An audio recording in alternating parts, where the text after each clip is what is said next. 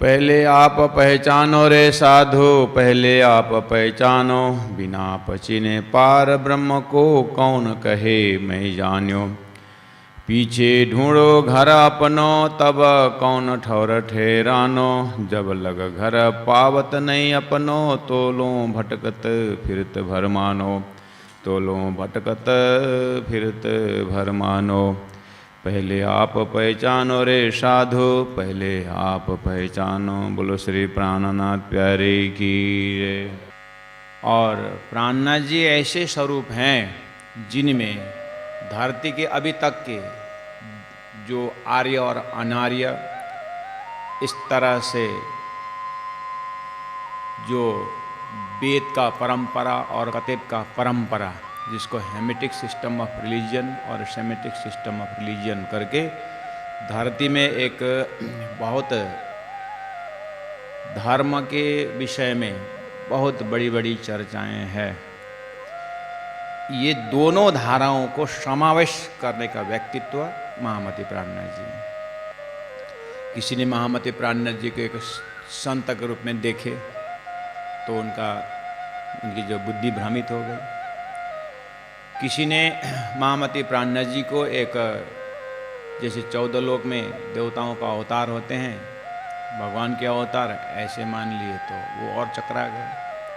लेकिन प्राणनाथ जी स्वयं अपना परिचय खुद नहीं देते हैं। उनका काम जो है उसको देख करके दुनिया ने महामति प्राणनाथ जी को तत्कालीन समय में आरती उतारी गई।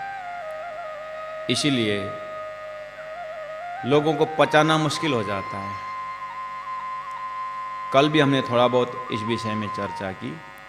आज हम सीधा सीधा प्रसंग में प्रवेश करते हैं। महामति प्राणनाथ जी के अंदर जो 5 दैवत हैं उसको थोड़ा सा सभी भक्तजनों को दिमाग में थोड़ा फ्रेश करने के लिए बता दूं। महामति प्राणनाथ जी जैसे ही हमारे दिमाग से, हमारे मुख से उच्चारण होता है तो प्राणनाथ जी कोई धर्मगुरु ही नहीं है। प्राणनाथ जी साक्षात परब्रह्म परमात्मा के अवतार है। उनके अंदर अगर दिव्य आत्माओं की बात अगर शास्त्रों में है तो दिव्य आत्माओं में से परब्रह्म परमात्मा की एकदम सागर और लहरों की भांति ब्रह्म और ब्रह्म आत्मा की जब लीला की बात होती है तो ब्रह्म आत्माओं की जमात में इंद्रावती आत्मा की वासना है। अब धरती में लोग इसलिए कंफ्यूज होते हैं कि उनके दिमाग में ब्रह्म निराकार है, निराकार होने के बाद कोई धाम कुछ नहीं। लेकिन जब भक्ति परंपरा का जब बात आती है तो लोगों को भक्तों ने दर्शन किया है। स्वर्ग में इंद्र का दर्शन किया और शतलोक में त्रिदेव का, वैकुंठ में विष्णु भगवान का दर्शन किया है और उनकी अलादिनी शक्ति लक्ष्मी का दर्शन किया है। गोलोक धाम में अनंत आत्माओं के साथ राधा कृष्ण का लोगों ने दर्शन किया है। ऐसे भक्ति साहित्य में इन शब्दों का इस्तेमाल किया है। ऐसे ही परब्रह्म परमात्मा की जब बात आती है, चिदादित्यम किशोरंगम परे धामनि विराजितम जब आता है ना, तो वहाँ पर ब्रह्म के साथ ब्रह्म आत्माओं का जमात है। इस चीज़ को आस्तिक समाज स्वीकार कर सकते हैं। लेकिन जिसके दिमाग में, क्योंकि संसार में पहले से जीव सृष्टि, ईश्वरी सृष्टि, ब्रह्म सृष्टि है, वो ब्रह्म सृष्टियों की आत्मा है, इस चीज़ को अपना सकते हैं और उनको ही दर्शन होगा। सीधी सीधी बात। बाकी जीव सृष्टि जो है इसके ऊपर अमल कर ही नहीं सकें। जैसे स्पष्ट बता दिया है शास्त्रों में, त्रिधा सृष्टि पुरा पुख्ता, 3 प्रकार की सृष्टि है। जीव सृष्टि जो है सपना से, नारायण से उत्पन्न है। सपना के है, सपना में विश्वास करेंगे, सपना में मिटेंगे। और उस परब्रह्म परमात्मा के साथ जो ब्रह्म आत्मा की जब बात आती है तो उन आत्माओं के जमात में एक एक आत्मा का अपना नाम है। लेकिन लोगों के पास जब नाम शब्द प्रयोग होता है ना तो बोलते हैं नाम धाम ऐसे तो नाश हो जाता है, बोलते हैं। यहाँ नाम शब्द से कोई आपका सपना का नाम नाश होता है, लेकिन जागृत का नाम नाश नहीं होता है। जब तक इस चीज को पूरी तरह विवेचन न हो, ये स्वीकार ही नहीं कर सकता है। जो इनको जो स्वीकार नहीं करते उससे हमारा कोई लेन देन नहीं है। हम उन आस्तिक जमात जो है ब्रह्म के ऊपर, ब्रह्म के धाम के ऊपर विश्वास करने वाला, ब्रह्म के नाम के ऊपर विश्वास करने वाले, ब्रह्म की लीला के ऊपर विश्वास करने वाले, और ब्रह्म की एक जमात है ब्रह्मात्माओं को विश्वास करने वाले, उनको क्लियर बता देते हैं कि उनके दिमाग में और इस चीज़ को शब्दों से स्वरूप पकड़ में आए, उनकी चिंता है। क्योंकि उनको विश्वास हो ही गया है, उसी विश्वास के आधार पर उनको ब्रह्मलीला में प्रवेश होना है। ऐसे सेलेक्टेड जो आत्मा है उनके लिए ही हम शॉर्टकट बात करते हैं कि उन परब्रह्म परमात्मा की आत्मा समूह में इंद्रावती आत्मा की जो वासना अंदर से बोल रही है, तो महामती प्राज्ञा जी के अंदर वो सेलेक्टेड सोल्स जो है, डिवाइन सोल्स जो है, वो सेलेस्टियल जो सोल्स है, वो आत्मा जो है, उनके अंदर के उसमें श्री इंद्रावती आत्मा की वासना है। और अगर ब्रह्म सच्चिदानंद स्वरूप है तो आनंद एस्पेक्ट जो है उसको तारतम सागर में परब्रह्म का आनंद स्वरूपा का नाम है श्यामा जी महारानी। जैसे भक्ति के आचार्यों ने विष्णु भगवान के पास में उनका आनंद अलादीन शक्ति करके लक्ष्मी पकड़े हुए हैं, महादेव के भक्त ने पार्वती पकड़े, ऐसे ही परब्रह्म परमात्मा के अलादीनी शक्ति जो है आनंद स्वरूपा, वो श्यामा जी महारानी है, जिसको अर्धांग अर्थात मेरे अंदर ब्रह्म के अलादीनी शक्ति श्यामा जी अवतार महामती प्राज्ञा जी अपने अंदर दर्शन करते हैं, और है भी उन्हीं के अवतार उनके अंदर है, अर्थात श्यामा जी महारानी स्वरूप उनके अंदर है। और शास्त्रों में ये जो जितने भी संसार के जो शब्द है, शास्त्र है, उसको सीधा सीधा ब्रह्म पर अर्थ करने के लिए बुद्ध अवतार के आगमन की बात हो रही थी, तो अक्षर मुझ माही अर्थात अक्षर ब्रह्म मेरे अंदर है, और अक्षर की बुद्धि जिसको जागृत बुद्धि कहा जाता है वो भी मेरे अंदर है। जो बोले सो कई प्रकार, शास्त्रों में शास्त्रों के जितने भी ज्ञान है अलग अलग भाषा और अलग अलग शैली में, चाहे वेद का परंपरा, चाहे कतिब का परंपरा हो, चाहे कोई भी भाषा में हो, ये जो बुद्धि ने, ये अक्षर ने अक्षर के माध्यम द्वारा संसार में जो ज्ञान आया है, उस ज्ञान को अब मंथन करके एक परब्रह्म परमात्मा, एकेश्वरवाद, एक परब्रह्म परमात्मा को भक्ति निरूपण करने के लिए वो जागृत बुद्धि आई है, वो भी महामती प्राज्ञा जी के अंदर विराजमान है। उसके बाद कतिब परंपरा में सभी पैगंबरों ने परमात्मा को हुकुम ऐसे शब्द प्रयोग किए हैं, तो कहते वो जो हुकुम बोल रहे हो ना, वो हुकुम भी मेरे अंदर विराजमान है, हुकुम की शक्ति। उसमें से हुकुम करके खुदा ने, परमात्मा ने कुरान में मेरा हुकुम का स्वरूप मैंने भेजा हूँ बोले, जो मोहम्मद ने अपने आप को हुकुम का स्वरूप बोले थे। तो मोहम्मद ने बोला है मेरे जाने के 1000 साल बाद इमाम मेहदी संसार में आएंगे। तो महामती प्राज्ञा जी ने अपने आप को पाया कि जो कुरान में 1000 साल बाद इमाम मेहदी जो जाहिर होने की बात है, वो भी मेरे अंदर विराजमान हो गए हैं। इसीलिए हुकुम मोहम्मद, उस मोहम्मद ने मैं भी रहूँगा बोले, तो प्राज्ञा जी बोलते हैं वो मोहम्मद भी मेरे अंदर विराजमान हो गए, और उनका जो कुरान में उस समय का जो ज्ञान था उसको फिर उन्होंने सनंद ग्रंथ में, क़यामत नामा ग्रंथ में, मार्फत ग्रंथ में खुलासा कर दिया, जो खुलासा एक ग्रंथ ही है। तो प्राज्ञा जी के साहित्य जो है ग्लोबलाइजेशन के भाषा में, जैसे विश्वकीकरण की जब भाषा बोलेंगे, तो उस समय में प्राज्ञा जी की जो ज्ञान है, ये ज्ञान उस समय में काम आएगा। और आज इसी ज्ञान का जरूरत है। आज धर्म का जो झगड़ा है वो बिना तारतम्य ऐसा हो रहा है। जिस दिन तारतम्य समझ में आ जाएगा कि पूरी तरह ब्रह्म साक्षात्कार होने का ज्ञान है ये, चाहे कुरान से साक्षात करो चाहे पुराण से करो, जिनकी जो मर्जी, ये कंप्लीट नॉलेज है। इसीलिए हुक्म मोहम्मद और नूर, नूर का अर्थ होता है ज्ञान, प्रकाश।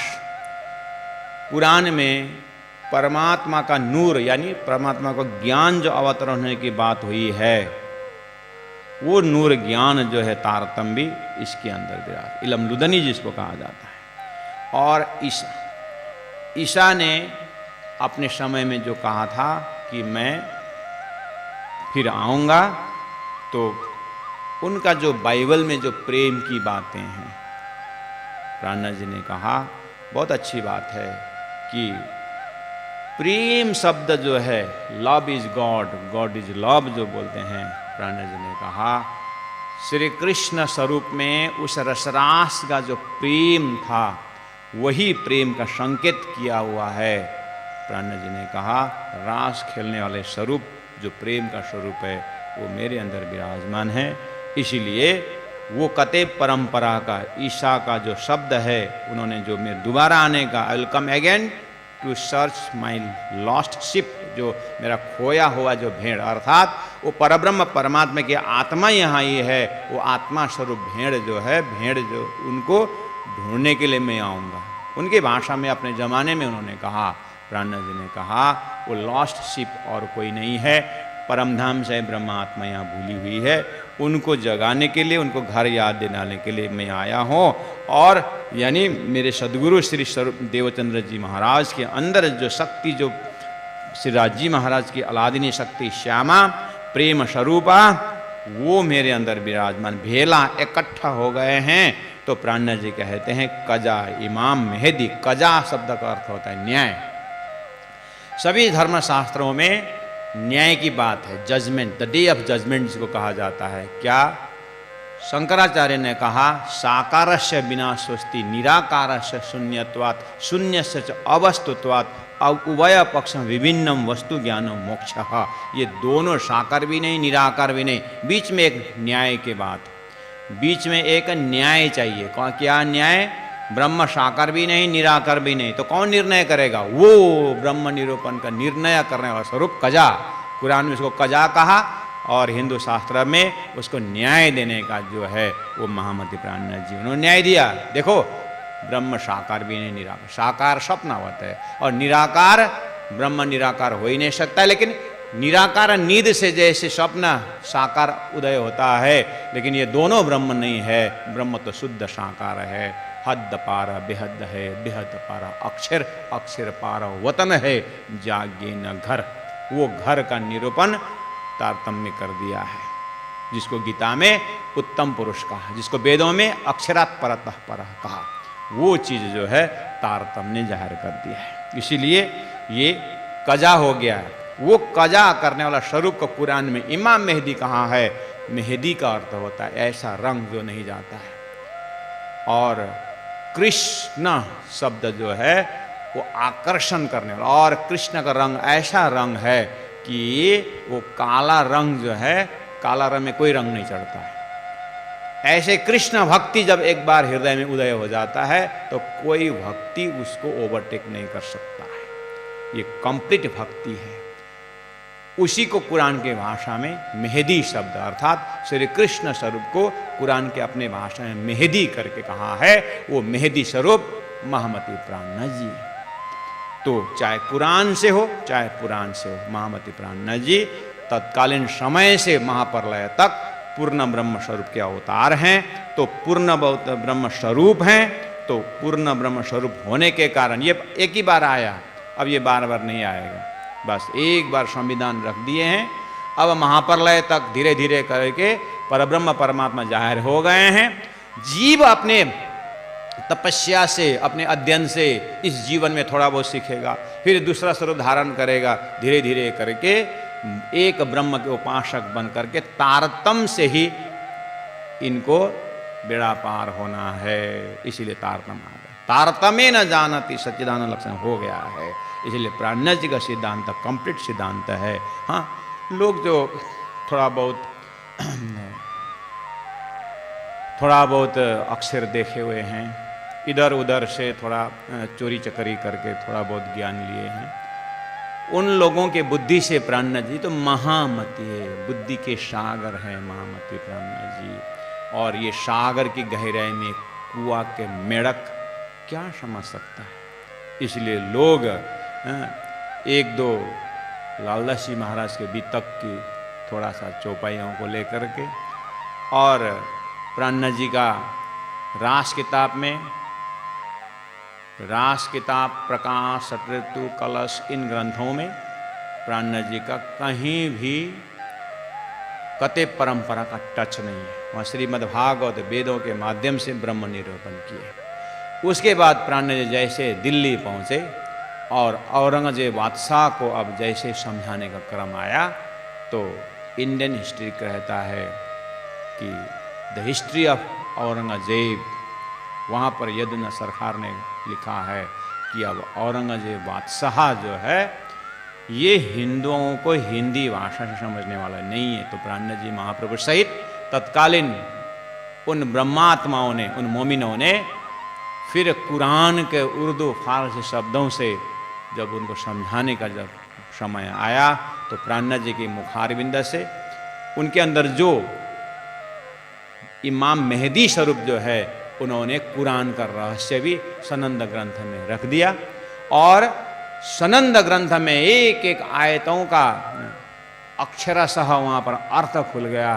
तो वो सनंद ग्रंथ लेकर के उसको भी अरबी फारसी करके फिर मोहम्मद को समझाने, औरंगजेब को समझाने के लिए पहुँचे।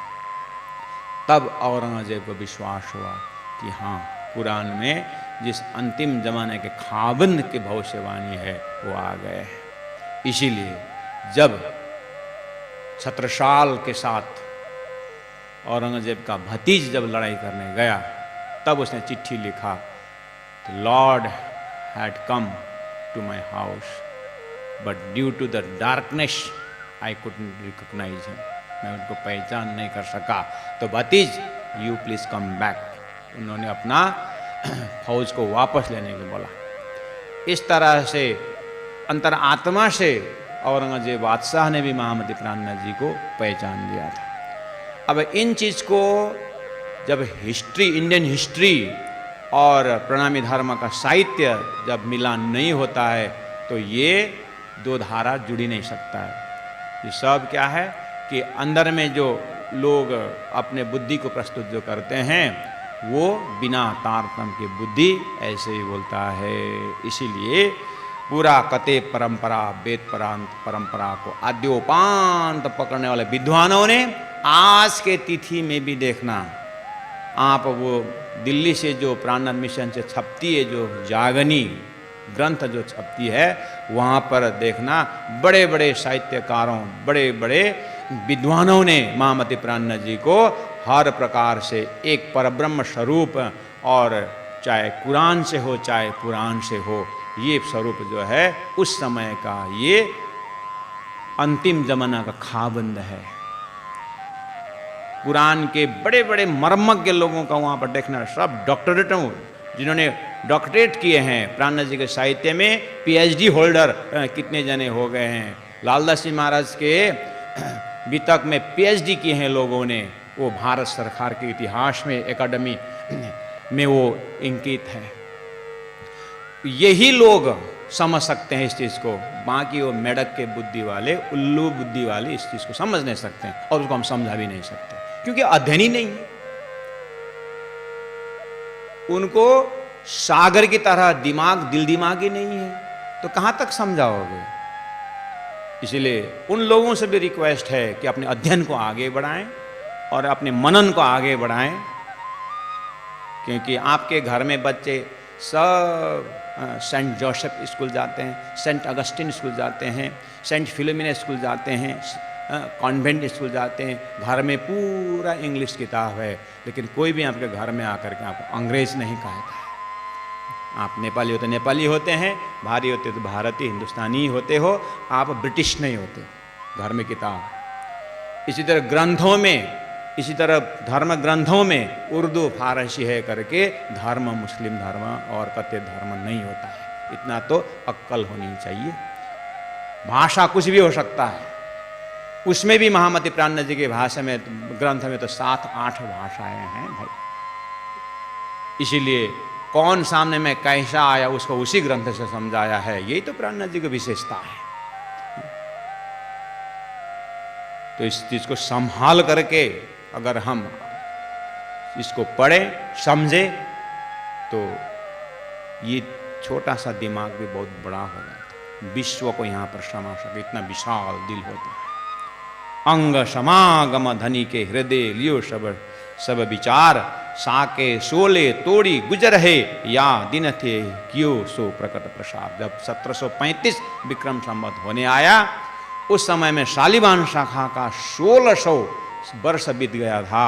तो प्राणनाथ जी कहते हैं यहाँ तक धरती में ये ज्ञान विक्रम संवत 1638 में सदगुरु प्रकट हुए, और ये तारतम अवतरण जो है विक्रम संवत 1678 में जैसे आया, उसके बाद ये ज्ञान धरती में प्रचार होता गया और गोप्य रहा। क्यों?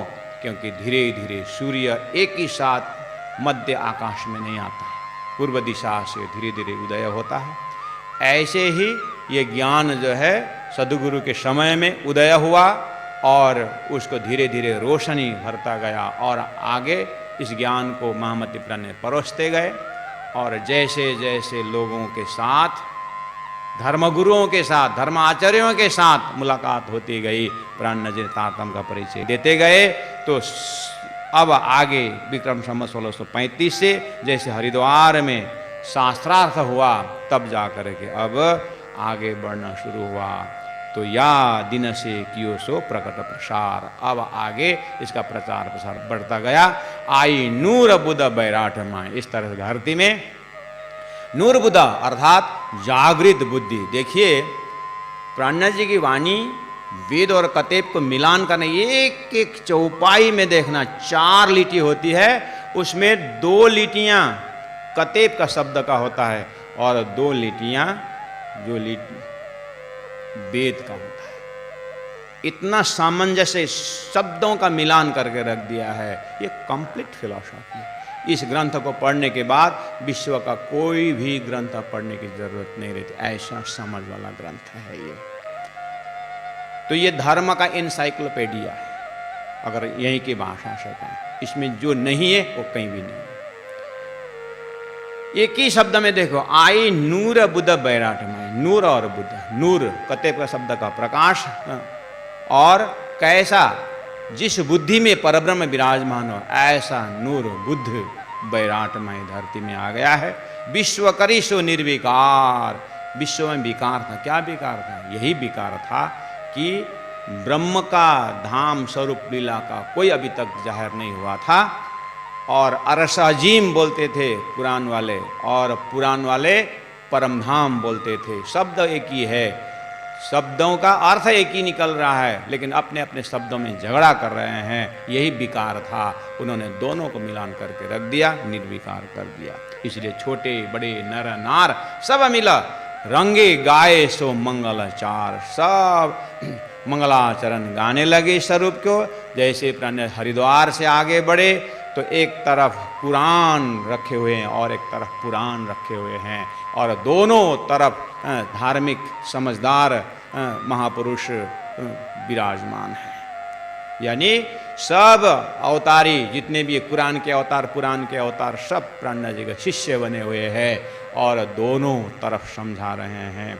इसलिए छोटे हो चाहे बड़े हो, चाहे नर हो चाहे नारी हो, सब महामति प्राणनाथ जी के विचार में विचार मिला करके परब्रह्म परमात्मा का दर्शन करते हुए आगे बढ़ रहे हैं। काटे सो आउद असुरों के, इस तरह से जो आउद असुरों के आउद जो घमंड रूपे उनका जो एक हथियार लेके आ रहे थे, प्राणनाथ जी उनका सिर अलग कर दिया, अर्थात ज्ञान से उसको बिल्कुल पराजित कर दिया और उनको सिर झुका दिया, नरम कर दिया। पाड़ी पापीड़ा के सिर पर प्रहार, और जो पापी है उसके दिमाग में उनका ऐसा खंडन कर दिया कि वो आगे बढ़ नहीं सके। इस तरह से ये बातुनी हथियार, यानी बातुनी ज्ञान का तलवार उन्हें ऐसा चलाया कि कोई प्राण जी के आगे प्रश्न नहीं रख सकते थे और उन्होंने जो तर्क दिए थे उसका कोई उल्लंघन नहीं कर सकता था।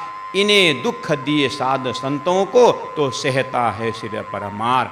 उन्होंने बहुत समय से साधु संतों को दुख दिया था, उनकी गलती की थी तो प्राण जी ने उनके ऊपर प्रहार किया तो चुपचाप सहते हुए वो लोग वापस चले गए। इन सारी चीज़ों को यहाँ तारतम्य वाणी में रखा गया है, लेकिन आपको महामती प्राण जी का साहित्य का जो जीवनी को परिचय देने वाला जो ग्रंथ है वो बीतक साहेब का एक एक चौपाई को जब अपने गुरु परंपरा से समर्पित होकर के जैसे उसको सीखने साधने को बैठेंगे तभी दर्शन होगा। उपन्यास की तरह पढ़ने से धर्म ग्रंथ समझ में नहीं आता है प्यारे बंधु।